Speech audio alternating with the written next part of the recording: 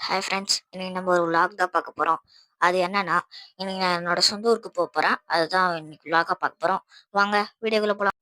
இன்னைக்கு நானும் எங்கள் அம்மா வந்து ஊருக்கு போக போகிறோம். ரயில்வே ஸ்டேஷனில் ட்ரெயினுக்காக வெயிட் பண்ணிட்டு இருக்கோம்.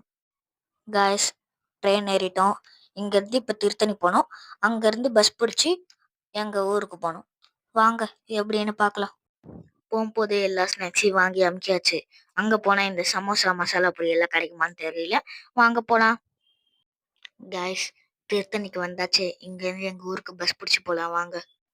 காய்ஸ், பஸ் ஸ்டாண்டுக்கு வந்துட்டோம். இங்கே பஸ்க்காக வெயிட் பண்ணிட்டு இருக்கோம். பஸ் வந்தோடனே எங்கள் ஊருக்கு போகலாம் வாங்க.